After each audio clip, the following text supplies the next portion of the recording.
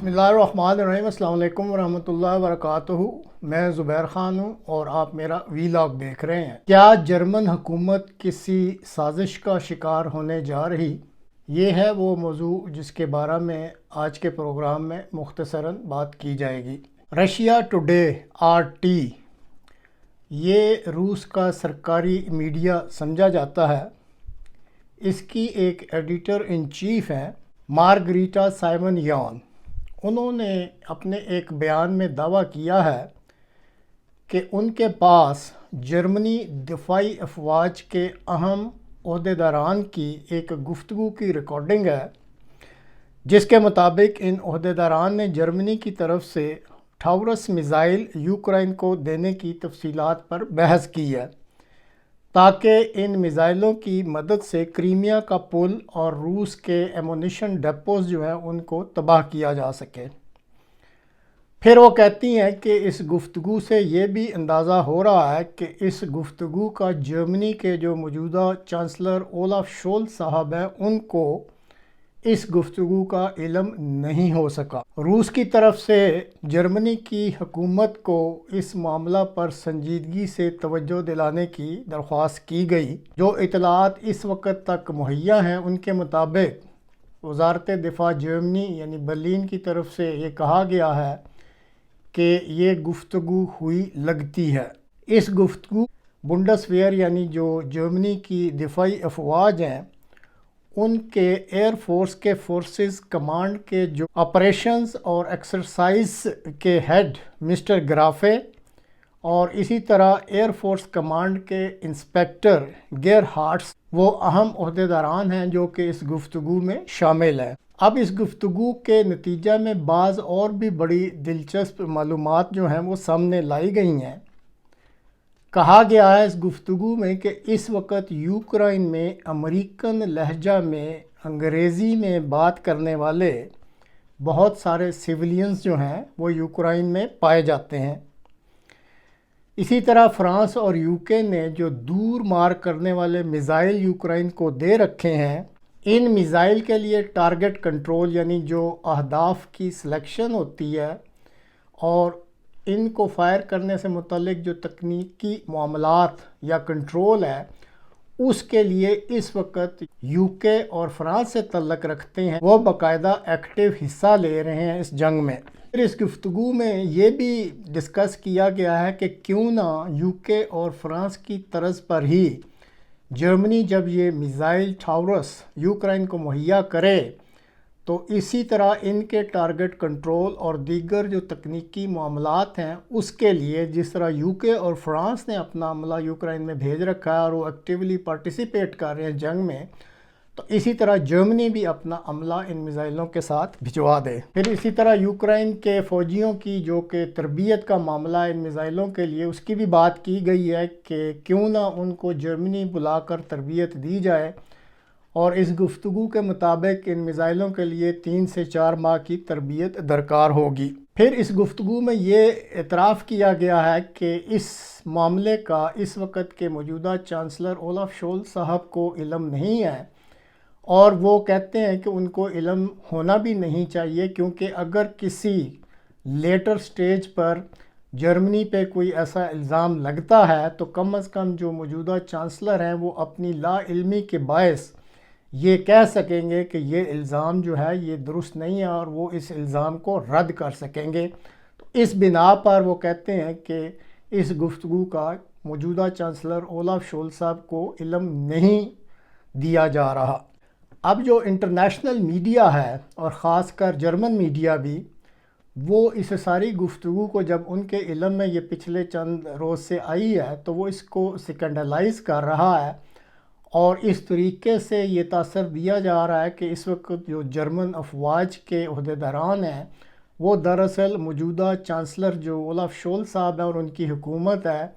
इस तरह की बातें करके इन फैक्ट वो इस हुकूमत की पीठ पर वार कर रहे हैं। ये सारी गुफ्तगू मिडल फरवरी में की गई थी और अगर इस सारी गुफ्तगू का गैर जानबदाराना जायज़ा लिया जाए जो कि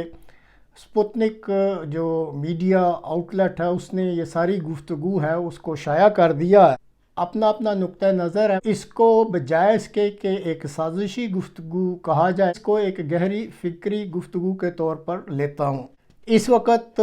اس علاقہ میں، یہ جو یورپ کا علاقہ ہے، دو معاملات جو ہیں وہ انتہائی اہم ہیں جو کہ ابھرتے نظر آ رہے ہیں۔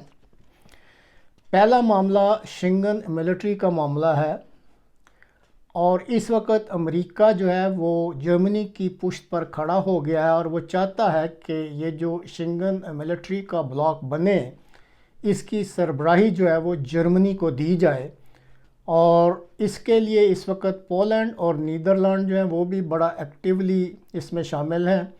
اور اسی طرح جو بالٹک اسٹیٹس ہیں وہ بھی اس چیز کے حامی ہیں کہ شنگن ملٹری کے لیے جرمنی بیسٹ جو ہے وہ سربراہی کے لیے اس وقت بہترین امیدوار ہے، اور اسی کو یہ سربراہی ملنی چاہیے۔ دوسری طرف فرانس بھی اس کا خواہش مند ہے، اور فرانس کے لیے رومانیہ اور بلغاریہ جو ہیں وہ نرم گوشہ رکھتے ہیں، اور وہ چاہتے ہیں کہ فرانس جو ہے وہ ملٹری شنگن کی سربراہی کرے۔ اب اگر موجودہ حالات میں یوکرائن جنگ کا اس نقطہ نظر سے جائزہ لیں کہ یورپ میں اس جنگ کے لیے سب سے زیادہ یوکرائن کی مدد کس نے کی ہے، تو اگر جرمنی اور فرانس کا آپس میں مقابلہ کیا جائے تو بہرحال فرانس کو ایک ایج حاصل ہے کہ اس نے جرمنی کی نسبت جو بھاری ہتھیار تھے یا میزائل وغیرہ وہ زیادہ تعداد میں یوکرائن کو دیے ہیں، اور یہ اس کو ایک چیز جو ہے وہ اس کی اہمیت کو بڑھا رہی ہے۔ اسی طرح جو دوسرا معاملہ ایک اہم ابھر رہا ہے اس علاقہ میں، وہ یوکرائن کی تعمیر نو کا معاملہ ہے، کیونکہ بہرحال اس جنگ نے ختم تو ہونا ہے، تو یہ جو تعمیر نو ہے یہ ایک انتہائی مالی اور معاشی طور پر منفعت بخش کام ہوگا، کیونکہ بہت بڑی امداد دی جائے گی یوکرائن کی تعمیر نو کے لیے۔ اس وقت جو G7 ممالک ہیں انہی میں سے کسی کے ذمے یہ کام لگایا جانا جو ہے اسی کی تجویز جو ہے وہ گردش کر رہی ہے۔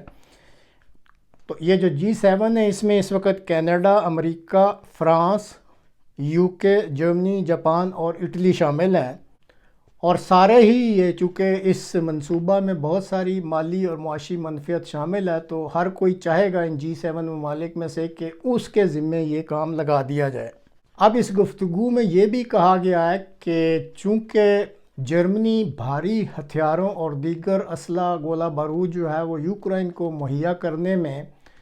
دوسرے ممالک جیسے فرانس وغیرہ ان سے کافی پیچھے ہے، تو اس لیے بھی اس گفتگو میں یہ سجیسٹ کیا گیا ہے کہ اب بھی موقع ہے کہ فوری طور پہ اگر یوکرائن کو یہ میزائل جو ٹاورس میزائل ہیں یہ دے دیے جائیں، اور اس میں یہ بھی کہا گیا ہے کہ کم از کم 20 میزائل درکار ہوں گے اگر کریمیا پل کو تباہ کرنا ہے، اور اس کے ساتھ اگر تکنیکی عملہ اور ٹارگٹ کنٹرول کی سہولت بھی یوکرائن کو جرمنی مہیا کر دے، اور اگر ایمونیشن ڈیپو رشیا کے تباہ کرنے ہیں تو اس حساب سے پھر مزید یہ میزائل بھی دے دیے جائیں۔ تو اس گفتگو میں یہ کہا گیا ہے کہ اگر اس سٹیج پہ جرمنی یہ قدم اٹھا لیتا ہے تو پھر وہ جو جرمنی کو ایک ڈس ایڈوانٹیج ہے کہ اس نے یوکرائن کی جنگ میں فرانس کی نسبت بھاری ہتھیاروں سے کم مدد کی ہے، تو یہ قدم جو ہے اس کمی کو پورا کر دے گا، اور پھر جرمنی کے لیے یہ چانس زیادہ ہو جائے گا کہ وہ یوکرائن کی جو تعمیر نو ہے وہ کام وہ جرمنی کو مل جائے، اور جرمنی اس کو آسن رنگ میں کر سکے گا۔ آخر میں ناظرین بس اتنا ہی کہنا ہے کہ یہ دراصل جو کھیل ہوتے ہیں یہ انٹرنیشنل اسٹیبلشمنٹ جس کو آپ کہہ لیں، طاقتور ممالک ہوتے ہیں، ان کی اپنی حکومتوں کے کھیل ہوتے ہیں جو کہ کھیلے جاتے ہیں۔ میڈیا کو جب کوئی اس قسم کی بات ملے تو وہ اس کو اسکینڈلائز کر دیتے ہیں، اور پھر چونکہ ان کے بھی مفادات اس سے جڑے ہوتے ہیں، خاص کر مالی منفعت وغیرہ، تو اس لیے وہ اسکینڈلائز کر کے ان معاملات کو پیش کر دیتے ہیں اور پھر اپنی سرکولیشن جو ہے اس کو بڑھا لیتے ہیں۔ لیکن اگر پیورلی غیر جانبدارانہ طریق سے فوجی نقطہ نظر سے اس معاملے کا جائزہ لیا جائے تو یہ کوئی اتنا اہم معاملہ نہیں ہے، اسکینڈلائز کرنے والا معاملہ نہیں ہے، اور نہ ہی اس کو کوئی جرمن حکومت کے خلاف سازش کہا جا سکتا ہے۔ اگر جرمن افواج کے اہم عہدیداران نے اس نقطہ نظر سے بات کی ہے تو انہوں نے بہرحال جرمنی کے مفادات کو مد نظر رکھتے ہوئے جو اس وقت زمینی صورتحال ہے اس کے بارے میں کوئی گفتگو کی ہے۔ فائنل فیصلہ تو بہرحال جو جرمنی کا گورنمنٹ کا طریقہ کار ہے وہی اپنایا جائے گا۔ اگر یہ فیصلہ کر لیا جاتا ہے کہ ٹاورس میزائل جو ہیں وہ یوکرائن کو دینے ہیں، کن شرائط پہ دینے ہیں، یہ بہرحال فائنل فیصلہ جرمنی کی حکومت نے ہی کرنا ہے۔ تو اس لیے اس کو کوئی سازش یا کوئی سازشی تھیوری نہیں کہنا چاہیے، بلکہ ایک ڈسکشن ہے جو کہ جرمنی کے مفادات کے لیے ان کے اہم فوجی افسران نے کی ہے، اور اس کو اسی نقطہ نظر سے لینا چاہیے۔ تو ناظرین، اب تک کے لیے اتنا ہی، اگلے پروگرام تک کے لیے اجازت دیجیے۔ خدا حافظ۔